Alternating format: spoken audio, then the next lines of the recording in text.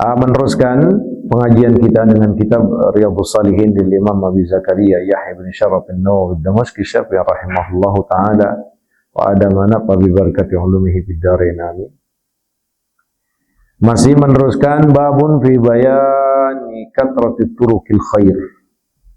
Ini masih menerangkan tentang banyak sekali proses untuk sampai kepada sebuah kebaikan.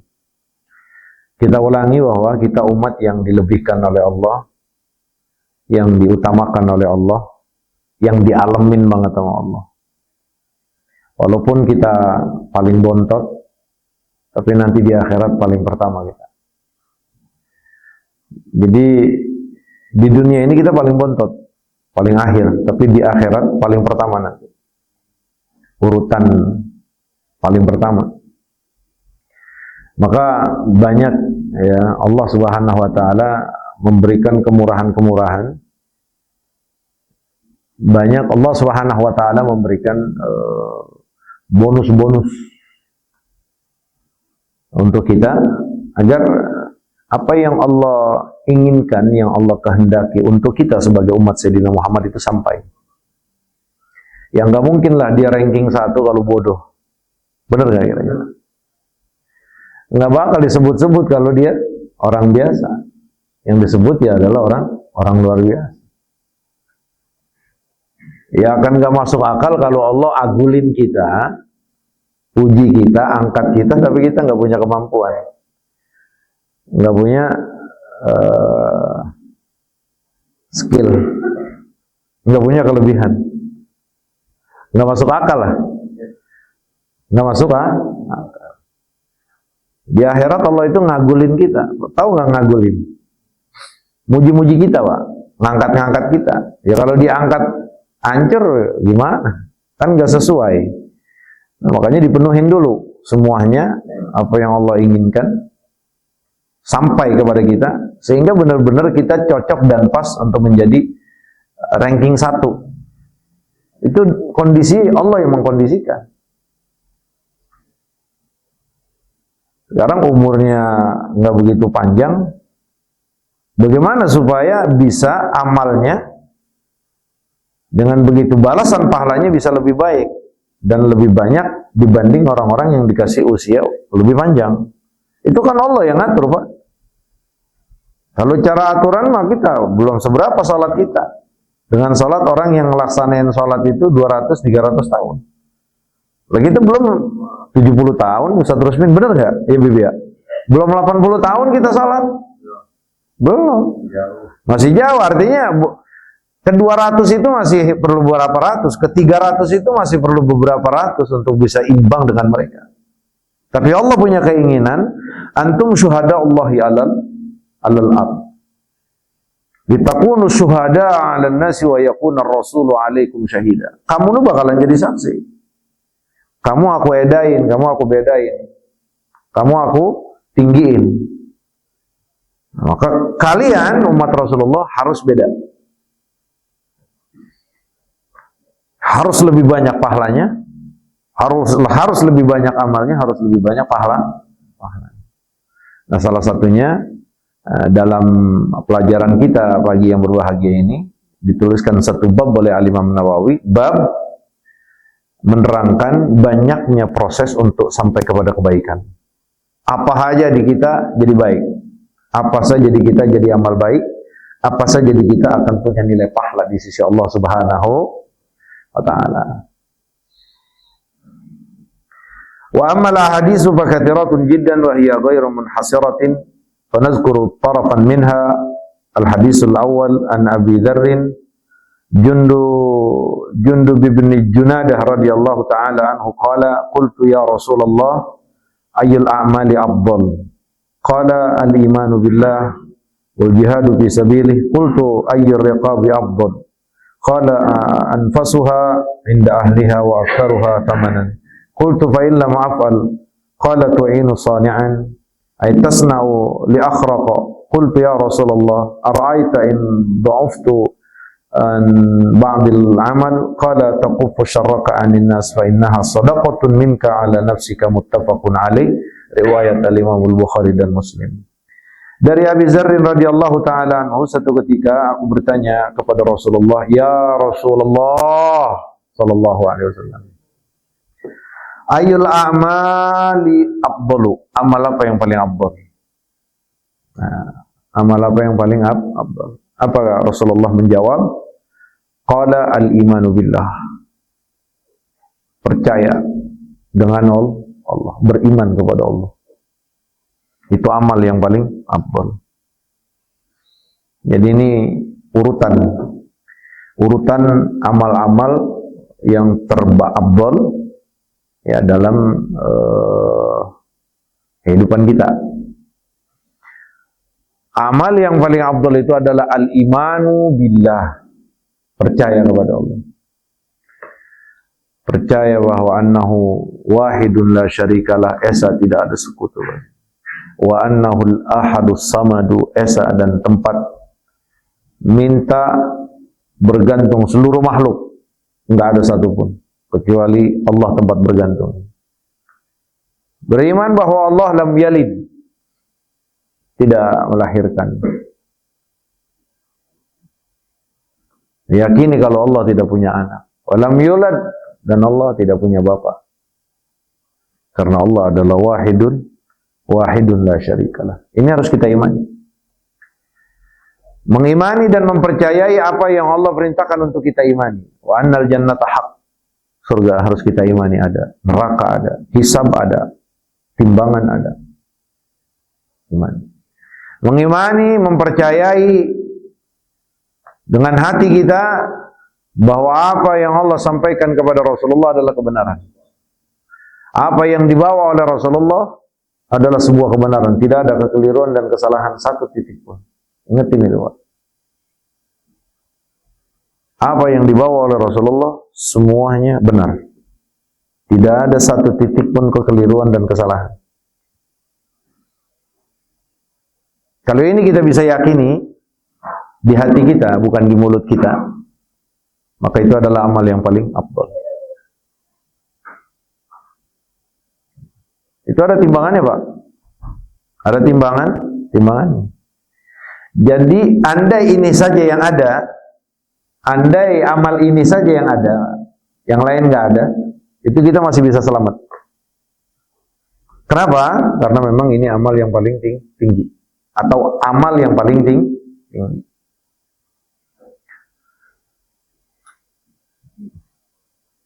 Ya. Makanya ini harus kita jadikan satu keyakinan, bukan sebuah ucapan, tapi keyakinan. Ya, kami beriman kepada Allah itu mulut, Pak. Itu mulut. Harus di sini, Bang Apun. Mau pergi mana kayak gua, mau pokoknya Allah buat satu titik ya. Lalu ngomong kan bisa kita. Lalu ngomong aku beriman kepada Allah bisa. Tapi tidak cukup di mulut. Kalau mulut itu hanya untuk menyelamatkan kita dari hukum dunia. Kalau hati menyelamatkan kita dunia dan akhirat. Ingat ini.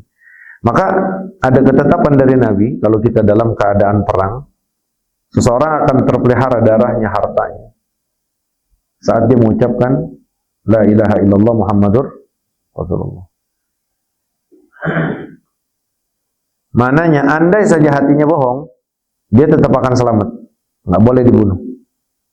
Lagi perang kita lawan Yahudi nih. Dia mengucapkan pas kita mau tembak, mau kita bunuh, mau kita bom, La ilaha illallah Muhammadur Rasulullah. Stop itu, nggak boleh kita bunuh. Selamat dia. Walhal tuh Yahudi ngucapinnya hanya di mulut. Maka ucapan ini, ya, kalimat ini kalau terucap di mulut, dia selamat dalam kehidupan dunia. Akhiratnya tergantung. Kalau ucapan itu sampai ke hati, maka dia akan selamat juga di akhirat. Nah, kita ini jangan selamat di dunia doang, di akhirat enggak. Maka saat kita katakan asyhadu an la ilaha illallah, aku bersaksi tidak ada Tuhan kecuali Allah, ya, mulut kita mengucapkan itu, ya hati kita membenar taruh di sini. Wa asyhadu anna Muhammadar Rasulullah, dan aku bersaksi Nabi Muhammad adalah utusan, taruh di sini. Selamat dunia akhirat. Ayul amali afdal al-imanu billah. Al-imanu billah. Ini kita jaga, Pak. Karena kita percaya dan tidak itu semua pemberian Allah. Ya, makanya alhamdulillah sekali lagi harus sering-sering kita memuji Allah, berterima kasih kepada Allah. Ya. Nggak ada yang bayar, nggak ada yang apa, nggak perlu usaha keras apa. Tapi tahu-tahu Allah sudah berikan keyakinan kepada kita bahwa saya percaya kalau Allah itu ada, Allah itu esa, Allah itu kuasa. Alhamdulillah. Orang-orang barat, Pak, kudu modal dia, kudu muter otak, kudu meneliti, baru dia dapat hidayat, baru dia beriman. Kita makan enggak capek-capek kita. Alhamdulillah. Makanya udah dikasihnya sama Allah gampang, ya kita tinggal diserahin sama Allah, ya jaga kamu sebaik-baiknya, rawat sebaik-baiknya, perdalam sebaik-baiknya. Biar terus kuat. Karena dapatnya kita mah nggak susah, nggak disusahin sama Allah. Digampangin. Tahu-tahu kita kenal Ustaz Rusmin, kenal Habib, kenal ini, kenal Haji Rahmat, kenal semuanya abang-abang, bapak-bapak, Haji Rahmat, bener gak? Tahu-tahu kita gabung di musola, kan enak banget, Pak. Tinggal kita jaga berarti. Jaga, ya, cara penjagaan tersebut dengan kita terus mempelajari. Ya. Jangan berhenti mempelajari agar iman kita ini benar-benar, bukan hanya sekedar ucapan, tapi memang benar-benar adalah berangkat dari hati. Dan kemudian, setelah iman kepada Allah, al-jihadu fi sabilihi. Jihad di jalannya. Ya.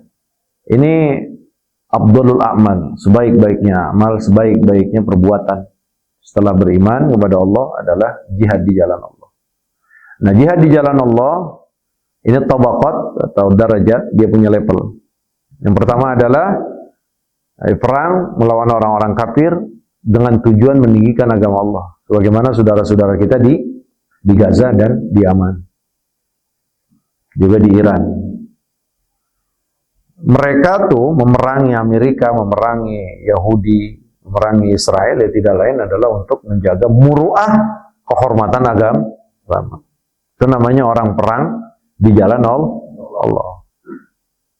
Kalau kita bawa pistol, bawa golok, belain ormas, nah itu bukan fisabilillah namanya. Belain partai itu bukan fisabilillah. Sampai belain negara saja itu bukan termasuk fisabilillah. Kecuali kita bela negara karena negaranya seperti Indonesia misalkan. Prinsipnya itu ya la ilaha illallah, prinsipnya itu Pancasila. Nah, itu masih punya nilai jihad. Tapi kalau membela negara yang memang kagak ada urusannya, bela kampung lah, bela kota, apa berani mati-matian, nah itu bukan jihad fisabilillah.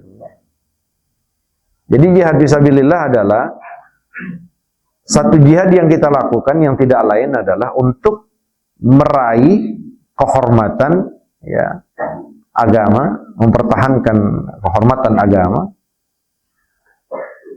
melakukan satu perjuangan ya untuk sebuah kebenaran. Kalau kita sebutkan sebuah kebenaran artinya sesuatu yang diperintahkan oleh Allah.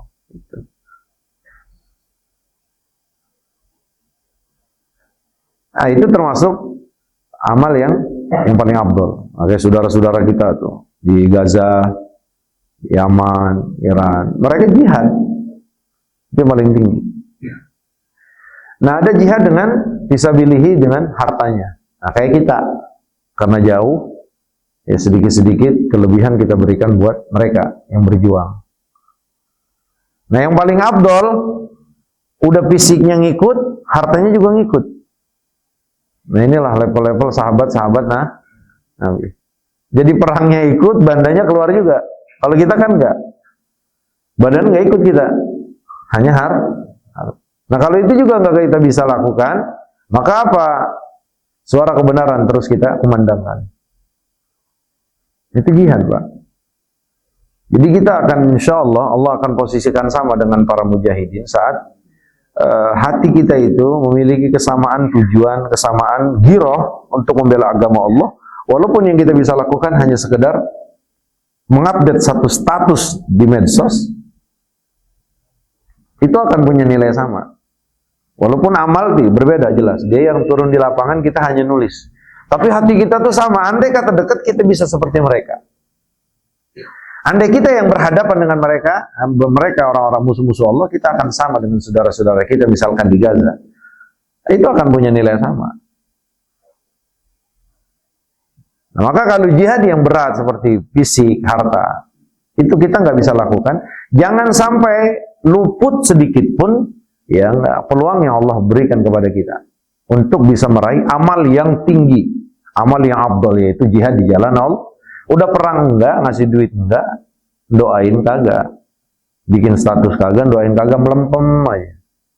Pikirannya beras bini, beras anak, ya Allah, sampai kapan?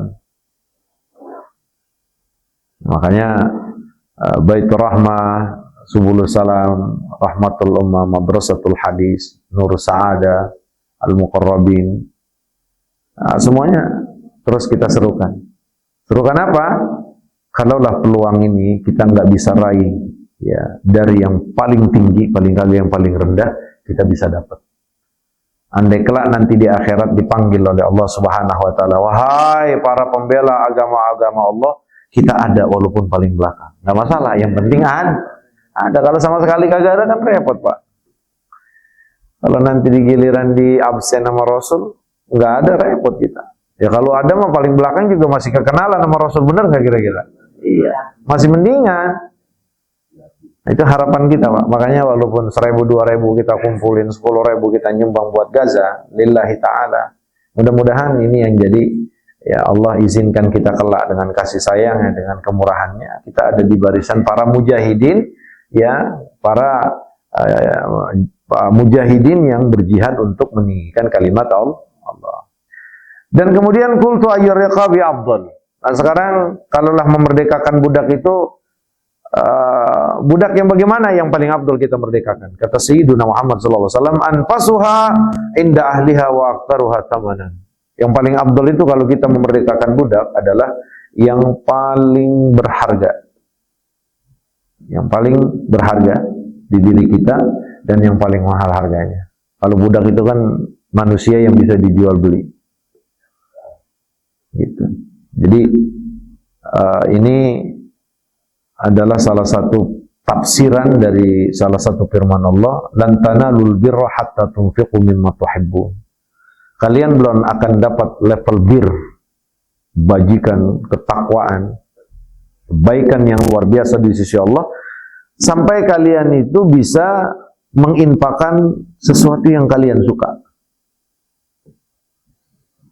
Kita kalau ngasih kue, Pak, kita nggak demen, enteng-enteng aja. Tapi kalau yang kita doyan, bener nggak? Nah, iya. Kita ngasih baju, Pak, ngasih baju yang kita udah nggak demen, ya enteng-enteng aja. Tapi kalau yang demen, Pak, udah beresiko nggak? Iya, berat. Maka kata Rasulullah, sedekah atau memerdekakan budak yang paling afdal itu adalah, ya memerdekakan budak yang budaknya itu kita demen, kerjanya bener, rapi, emang kita suka sama tuh karena kerjanya rapi. Dan yang paling mahal pastinya kalau budak, kalau dia masih potensi, masih produksi, itu mahal harganya. Itu yang paling afdal kalau memerdekakan budak. Nah di sini juga sama dalam urusan sedekah, bapak-bapak, ibu-ibu, yang paling afdal pahalanya sedekah itu adalah yang saat kita keluarkan sedekah tersebut, itu sedekah adalah yang paling berharga, yang paling kita sayang, yang paling berharga. Itu. Bukan yang udah kita juga biasa. Kita lagi pengen makan martabak telur nih. Martabak telur, emang itu-itunya belum pengen banget. Pas-pasan duitnya. Baru kita pegang, belum kita makan, tahu-tahu orang minta. Lihat, Pak. Kalau di situ kita bisa berikan, itu kita dapat nilai sedekah yang luar biasa. Beda dengan kita ngasih 2 atau 3 kotak martabak telur, tapi kita lagi nggak butuh. Dan itu bukan bagian yang kita sayang. Makanya Sayyidina Abdullah bin Umar radhiyallahu taala anhuma itu kalau dia punya barang yang dianggap dia lagi suka nih barang, lagi demen banget, itu langsung disedekain. Dia punya baju nih, bajunya dia demen banget gitu baju, langsung tuh baju dibuka disedekain, biar dia dapat pahala ini. Kalau kita mah kagak, nunggu hancur dulu. Benar nggak? Ini kita nih, aduh repot Pak. Ini level sahabat tuh radhiyallahu taala anhum luar biasa. Kalau nanya sama Nabi itu memang bukan buat basa-basi, emang kita nanya. Udah dikasih tahu hukumnya mau Ustaz, kagak diamalin. Kalau mereka para sahabat bertanya kepada Sayyidina Muhammad itu memang setelah bertanya dan kemudian mendapat jawaban dari Sayyidina Muhammad itu langsung diamalin.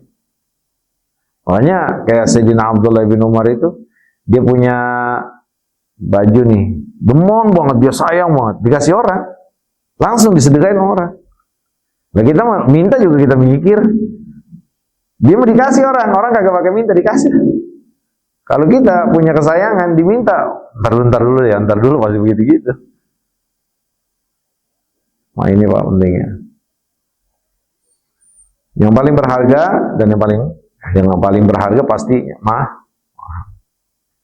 Qultu fa illa ma'afal. Abu Zarin nanya lagi, ya Rasulullah, kalau aku nggak bisa ngelakuin ya kayak jihad, juga merdekakan budak, aku nggak bisa ya Rasul. Kata Rasulullah, tu'inu sani'an au tasna'u li akhraqa. Ya udah, kalau memang kamu nggak bisa lakukan yang berat-berat, yang mahal-mahal, yang tinggi-tinggi, ya sudah, karena keterbatasan kamu, tolong saja orang yang tidak memiliki pekerjaan. Tolong kasih peluang dia kerja. Kasih bantuan dia untuk bisa kerja. Kasih bantuan dia untuk bisa usaha. Nggak bisa pakai uang, pakai omongan. Nggak bisa pakai omongan, pakai arahan. Nggak bisa kita yang ngasih, kita dorong orang lain buat ngasih. Tu'inu sani'an aw tasna'u li akhraqa. Ya tolong orang.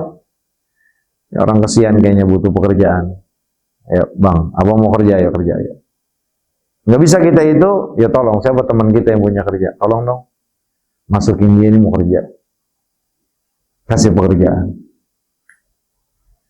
Atau tasna'u li akhraqa, atau ya kita buat ya.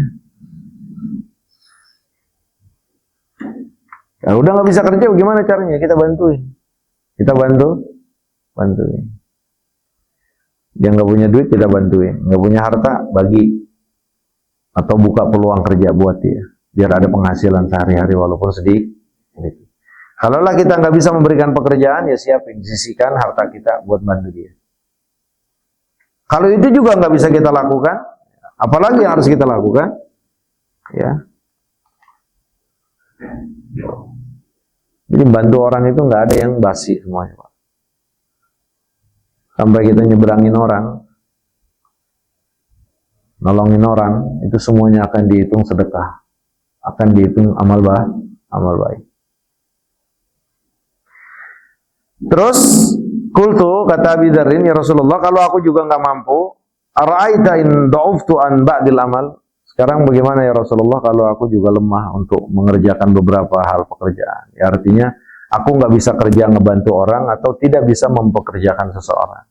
Juga nggak bisa memberikan bantuan masuk orang kerja atau yang lain. Aku nggak bisa lakukan itu ya Rasulullah karena keterbatasan aku.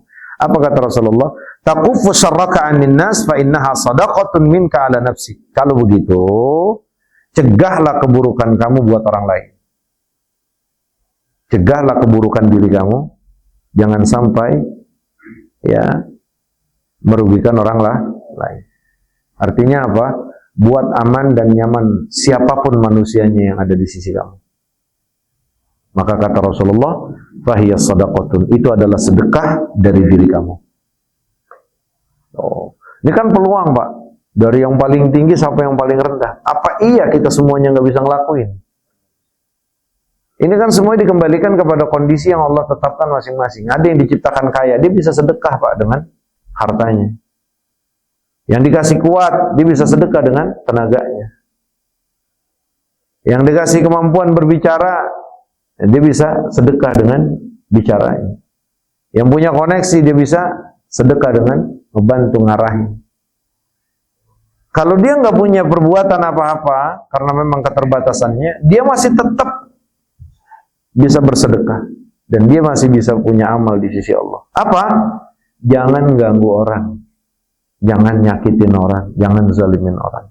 Takufu syarraka, pastikan, cukupkan, cegah keburukan kamu ya dari orang. Udah nggak bisa bantu orang, nggak bisa doain orang, nggak bisa nolong orang. Udah, jangan nyakitin orang. Jangan ngerugiin jangan zalimin orang. Kalau itu kita bisa lakukan, maka apa kata Sayyidina Muhammad? Fa innaha shadaqatun, itu adalah sedekah dari kamu untuk diri kamu.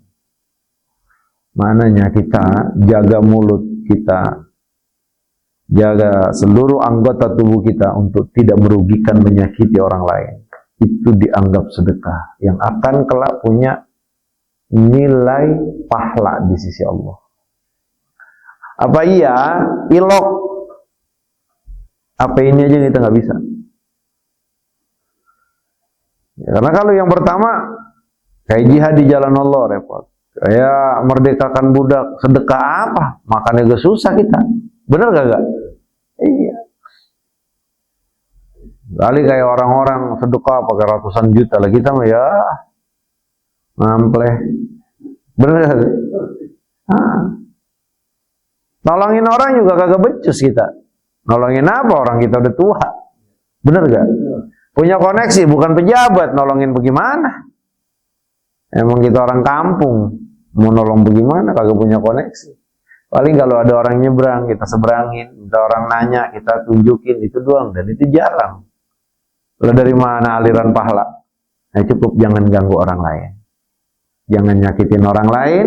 Stop keburukan kamu buat diri kamu. Jangan sampai keburukan kamu yang nggak melampaui orang lain. Kalau itu kita bisa lakukan, maka itu akan dianggap sedekah oleh Allah Subhanahu wa Ta'ala. Maka aman kita. Nah, itulah yang tadi di awal kita katakan, untuk umat Sayyidina Muhammad seluruh peluang kebaikan ini dibuka.